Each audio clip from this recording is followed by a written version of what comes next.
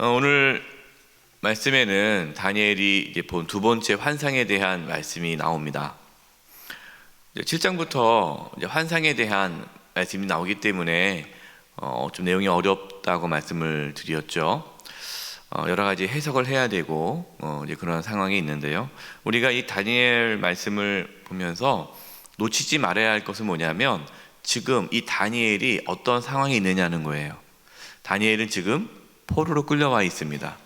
유다는 바벨론에 의해서 완전히 예루살렘 성은 무너지고 회파되고 다 포로로 끌려와서 바벨론에 있는 거죠.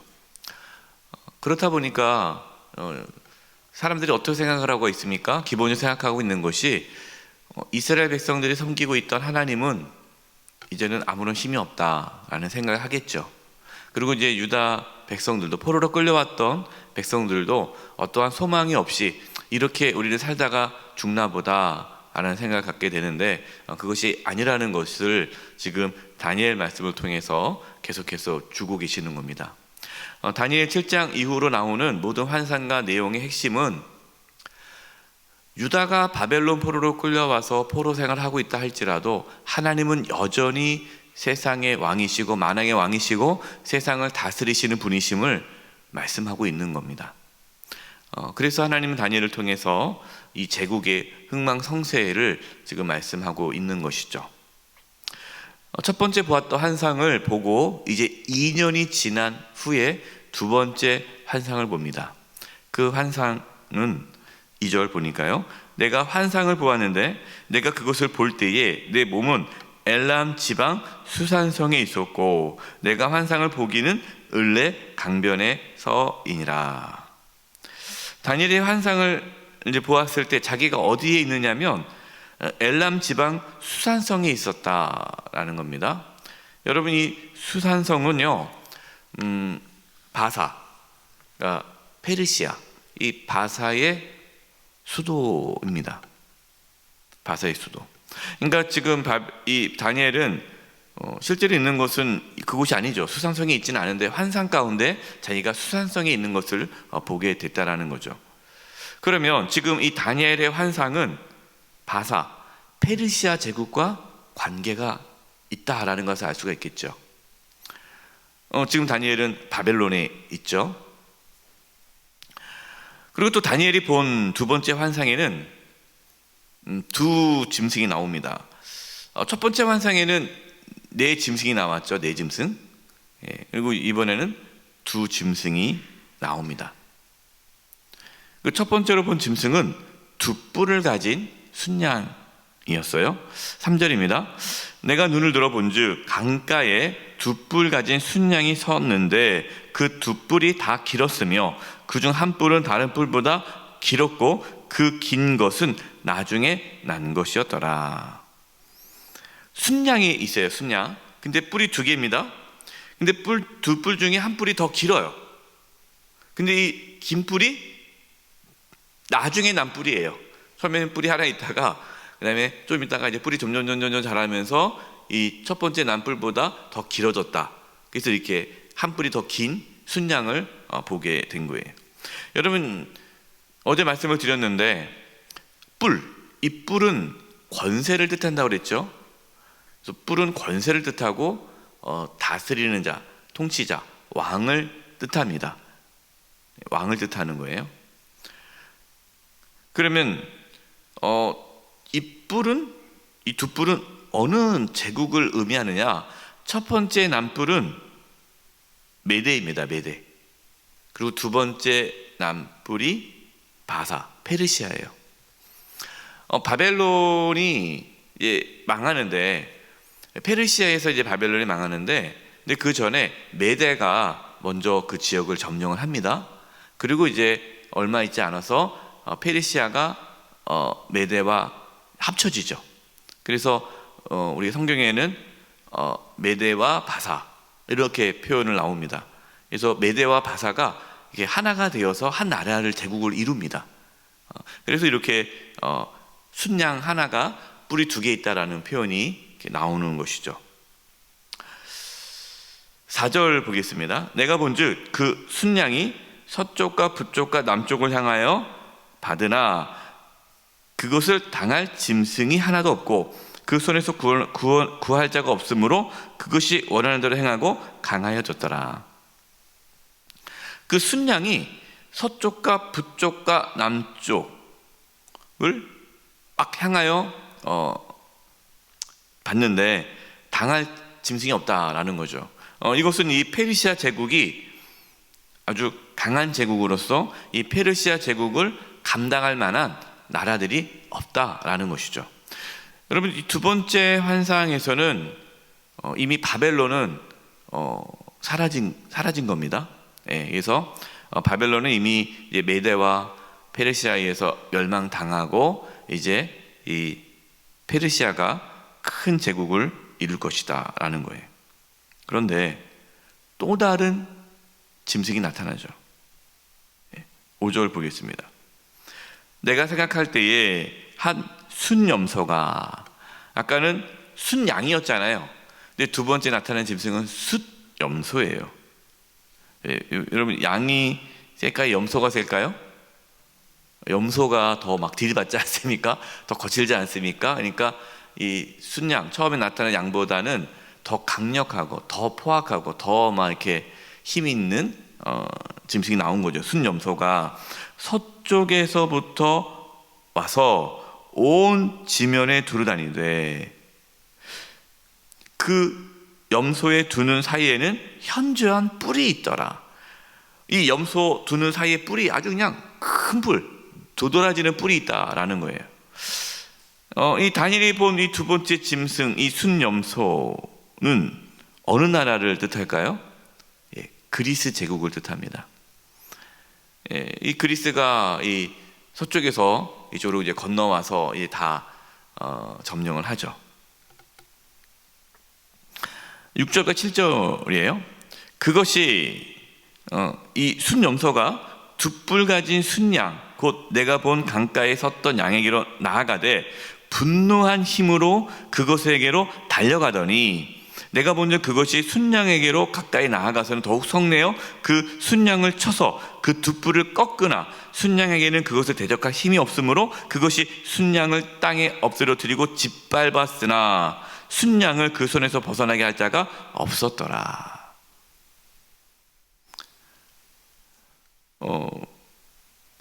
이 그리스 제국이 페르시아를 침략하는 과정을 이 환상 가운데 보게 된 것이죠. 여러분, 지금 이 환상은 우리에게 무엇을 말씀하고 있을까요? 뭐 세계사 시간이 아니잖아요. 뭐 지금 뭐 바사 제국이 망하고 뭐 페르시아가 그리스 제국에 의해서 망하고 뭐 이런 이제 이 다니엘을 통해서 이제 그런 역사를 우리가 또 알 수 있지만 그걸 역사를 아는 그것이 중요한 게 아니죠. 우리는 이 말씀을 통해서 깨닫는 것은 아무리 강하고 큰 제국이라 할지라도 영원하지 않다. 다시 말하면 아무리 세상적인 권세와 권력과 힘을 가졌다고 해도 그것이 영원하지 않다. 나에게 어떠한 힘이 있다고 해서 내가 뭔가 다른 사람보다 뭔가 더 가졌다고 해서 내가 뭐 남들보다 좀 사회적인 지위가 있다고 해서 그것이 영원하지 않다. 어떻게 하라는 겁니까? 겸손해야죠. 그러니까 우리가 있는 자리에서 늘 겸손해야 되는 거예요. 주어진 모든 것이 다 하나님의 은혜라는 것을 깨달아야 돼요. 그렇지 않으면 선주라면 넘어질까 조심하라. 무너지는 거예요. 하나님께서는 이제 이 환상을 통해서 우리에게 그걸 말씀하고 계십니다. 또 반대로 지금 아무것도 없다고, 지금 뭐 가진 것이 없고 힘이 없다고 해서 절망할 것도 없죠. 하나님은 있는 자를 없게 하시고 없는 자를 있게 하시지 않습니까? 우리는 그 하나님의 절대 주권을 인정하고 바라보면서 살아가는 것입니다. 8절 보니까요, 순염소가 스스로 심히 강대하여 가더니 강성할 때에 그 큰 뿔이 꺾이고 그 대신에 현저한 뿔 넷이 하늘 사방을 향하여 났더라. 이 순염소가 이제 그리스 제국이에요. 심히 강대해서 막 강성할 때에 갑자기 그 큰 뿔이 꺾입니다. 이 큰 뿔은 누구를 뜻하냐면 알렉산더 대왕을 뜻합니다. 알렉산더 대왕. 알렉산더 대왕이 이 그리스를 다 이제 지역을 통합하지 않습니까? 그래서 통일을 하고 제국을 이루고 이 알렉산더 대왕이 이제 페르시아를 침략하면서 다 이제 그리스 제국이 전 세계를 이제 점령을 하죠. 근데 이 알렉산더 대왕이 30대 초반에 갑자기 죽습니다. 근데 후계자를 세우지 않죠. 그래서 그 알렉산더 대왕 후계자가 없이 이제 세웠는데, 그러다 보니까 이 그리스 제국에 그 당시 알렉산더 대왕과 함께했던 장군 네 장군이 그 그리스 제국을 4개로 분할해서 다스리게 되죠. 이때부터 엄청나게 또 전쟁이 많이 일어나는 것을 우리가 이 세계사를 통해서 알 수 있는데, 바로 여기서 이제 그 4명의 장군이 4개 지역으로 나눠진 것을 오늘 이제 말씀 보니까 큰 뿔이 꺾이고 그 대신에 현저한 뿔 4뿔이 다시 이렇게 나타났다라는 것이 이것을 상징한다라고 많은 이제 성경학자들은 해석을 하고 있는 거예요. 9절 보겠습니다. 그중 한 뿔에서 시간이 이제 지난 겁니다. 1세기가 또 지나서 그 중에 한 뿔에서 작은 뿔 하나가 났는데, 작은 뿔이나 또 하나의 왕이 나온 거죠. 그가 남쪽과 동쪽과 또 영화로운 땅을 향하여 심히 커지더니, 이 영화로운 땅은요 이스라엘 땅을 말하는 겁니다. 이스라엘 땅. 그러니까 쉽게 말해서 이스라엘을 다스리는, 그 지역을 다스리는 어떠한 왕이 나타났다는 거예요. 10절, 그것이 하늘 군대에 미칠 만큼 커져서 그 군대와 별들 중에 며칠 땅에 떨어뜨리고 그것들을 짓밟고. 그래서 이 작은 뿔 하나에 이제 다니엘이 집중하면서 보고 있는데, 이 작은 뿔 하나를 성경학자들은 안티오코스 4세 에피파네스라고 봅니다. 저도 뭐 잘 몰라요. 역사를 잘 모르니까. 그래서 성경을 연구하다 보면은 이제 쭉 세계사 함께 봐야 되기 때문에 이렇게 할 수 있는데, 여러분들 한번 찾아 보시면 이 세계사 쭉 요 다니엘 말씀은 이제 3세기 기원전 3세기, 2세기 있었던 그 사건들이 쭉 기록되어 있으니까 관심이 있으신 분들은 찾아봐도 좋을 것 같습니다. 에피파네스가 주전 2세기에 이 이스라엘 땅을 점령합니다. 이때 예루살렘 성전은 약탈당하고요, 또 하나님께 드리는 예배가 멈춰지게 되죠. 13절 14절입니다. 내가 들은즉 한 거룩한 이가 말하더니 다른 거룩한 이가 그 말하는 이에게 묻되 환상에 나타난 바 매일 드리는 제사와 망하게 하는 죄악에 대한 일과 성소와 백성이 내준 바 되며 짓밟힐 일이 어느 때까지 이를까 하며 그가 내게 이르되 2300 주야까지니 그때의 성소가 정결하게 되리라 하였느니라. 이제 다니엘이 이제 천사들이 대화를 나누는 것을 듣습니다. 한 천사가 물어보죠. 이렇게 예루살렘에서 겪는 이 환난, 예배가 중단되고 이러한 어려움이 있는데 이게 언제까지 이것이 계속 지속되겠느냐 하니까 다른 천사가 2300 주야까지다라고 합니다. 2300 주야라는 것은 하루에 2번 제사를 지내는 거니까 나누기 2하면요 1150일 동안이다라고 말하는 겁니다. 1150일. 이 1150일이 어떠한 물리적인 시간을 말하는 것이 아니라 시간이 어느 정도 길지 않다. 그리고 분명히 이러한 환난이 끝나는 시간이 있다라는 것을 말씀하고 있는 거죠. 우리가 지금 이 땅에서 살아가고 있는데, 여러분 오늘 그러면 이 다니엘 8장 말씀이 지금 오늘 우리가 살고 있는 이 시기에 살고 있는 우리와 무슨 관계가 있겠느냐라는 것이죠. 여러분 성경학자들이 1차적으로는 이 다니엘의 어떠한 이 예언이, 이 환상이 시대적으로 역사 속에 이러한 사건으로 해석을 하지만 그러나 이 말씀은 단순히 그 사건으로 끝나지 않고요. 오늘날 우리에게도 동일하게 나타나는 거죠. 여러분, 지금도 동일하게 많은 나라들이 세워지게 되고 또 강대국이 있게 되고요. 역사가 지금도 많은 흥망성쇠를 가지고 오고 있죠. 그리고 우리 개인에게도 여러 가지 환난과 어려움이 있을 수 있습니다. 각자의 삶에서도 하나님께 예배하지 못하는 어려움이 찾아올 수도 있겠죠. 또 앞으로 우리가 잘 모르지만 이제 주님 오실 날 가까웠는데 앞으로 또 우리가 어떠한 환난과 고난 가운데 예배를 드리지 못할 때가 올 수도 있는 거죠. 그때 우리는 어떻게 해야 할까요? 모든 역사를 주관하시는 하나님, 나의 삶을 주관하시는 하나님을 바라보면서 인내하고 견디고 하나님의 뜻이 이루어질 때까지 끝까지 믿음의 길을 걸어가야 한다는 것을 말씀하고 있는 겁니다. 지금 하나님은 다니엘을 통해서 유다 백성들 포로로 생활하고 있는데 그때가 계속 포로로 있지 않는다. 다시 하나님의 때가 되면 너희들이 이제 구원을 받게 될 것이고 모든 강대국은 아무것도 아니다라는 것을 말씀합니다. 여러분 주변에 여러분을 힘들게 하는 어떠한 세력이 있습니까? 아무것도 아니에요. 여러분 힘내십시오. 하나님께서 모든 걸 다스리십니다. 두려워하지 마시고 오늘도 전지전능하시고 만왕의 왕이신 하나님을 바라보면서 지금 나에게 찾아온 모든 환난과 고난을 믿음으로 잘 견뎌낼 수 있기를 간절히 축원드립니다. 이제 우리 합심해서 기도하겠습니다.